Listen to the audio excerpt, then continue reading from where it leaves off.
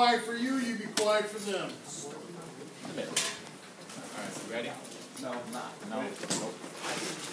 Everybody? Everybody? Everybody? Yeah. I've been recording. No. Gotta keep it. Alright, I'm Joe Rosari, and I did Aerospace Engineering. In basic terms, aerospace engineering is the research, design, development, construction, testing, science and math, and of air and spacecrafts. There's two main types of engineering. One is aeronautics, which is aircraft operating within the atmosphere, and the other is astronautics, which is outside the atmosphere. So when you're saying your job is hard and someone says it's not rocket science, you literally can say, yes, it is rocket science.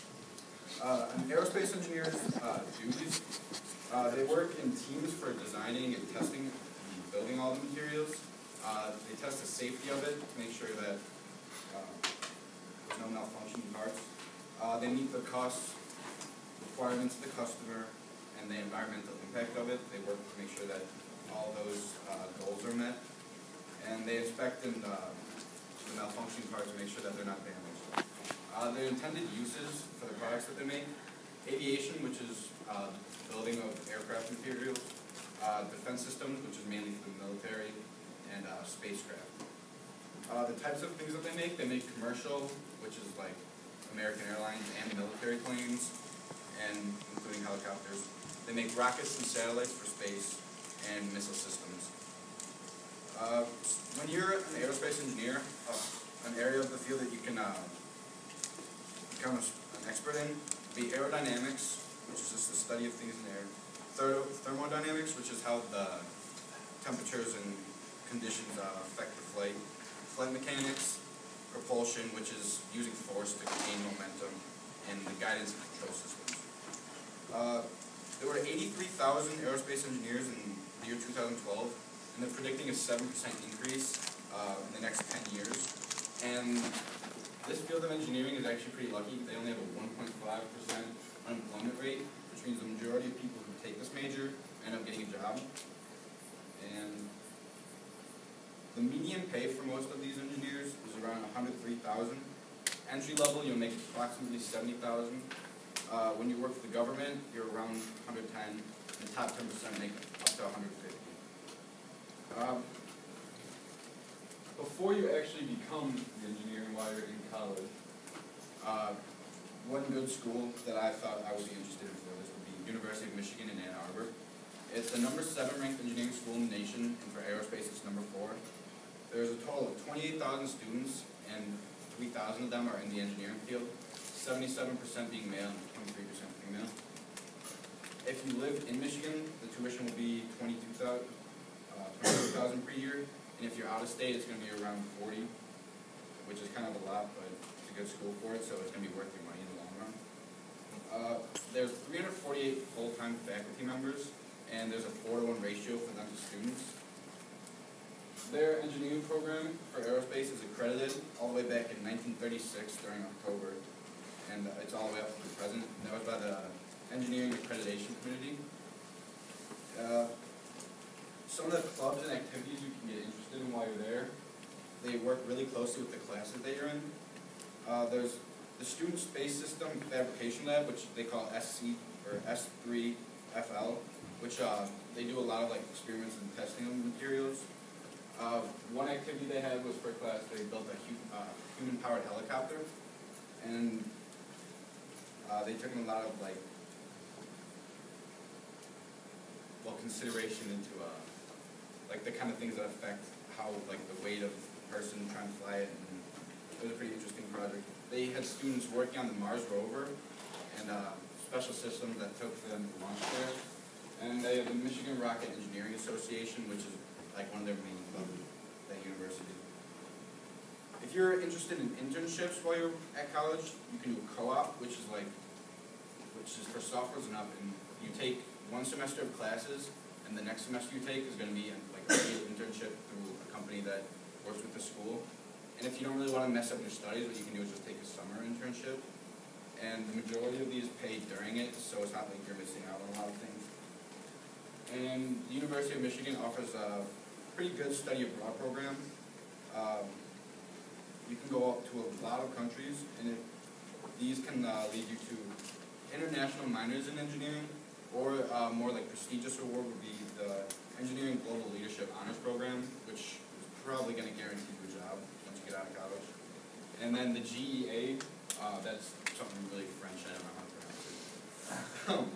It's a summer program that you spend 6 weeks in France learning about engineering, and then also the classes you want to take about the history of France. Some of the classes you would take, at the 100 level is your freshman year. That's just your general engineering courses like physics, trig, calculus, and then like introduction to engineering. And then every single year you're going to end up taking a directed study, which just helps you get caught up in all of your classes. When you're a sophomore is when you start taking introduction to actual aerospace type classes, so actual introduction to it, into the systems, into the mechanics of aerospace structures, and into the gas dynamics.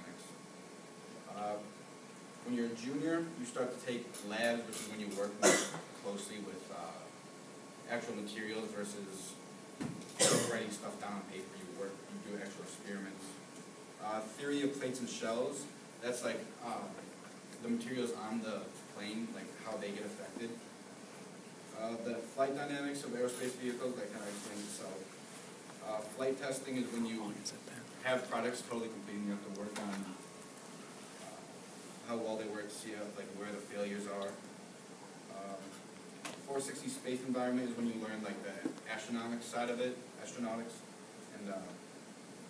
and this is when you start getting into computer design programs. Once you aren't an undergraduate anymore and you get into graduate school there, it gets really detailed and very specific. You do a lot more like things on the molecular level, which makes things more complicated, and it's also known as very tiny.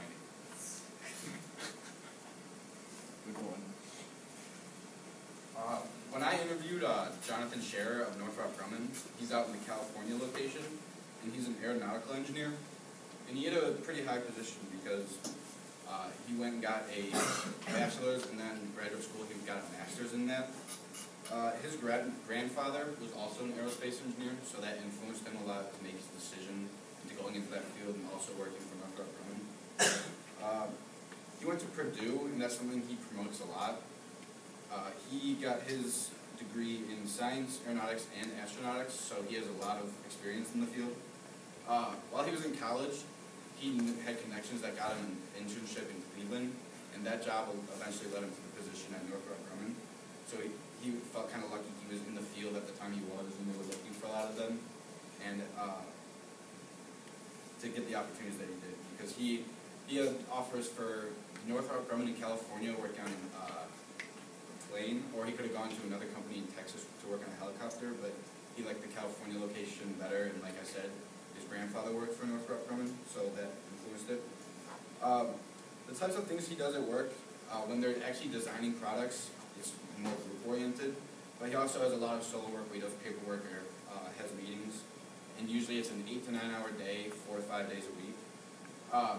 I asked him the last question of my interview if being an aerospace engineer could eventually take him into space, and he said the way his job is going, he probably would never, but it's filled with scientists and government officials that go into space, so if you go into this, you possibly can become an astronaut, but it's not guaranteed.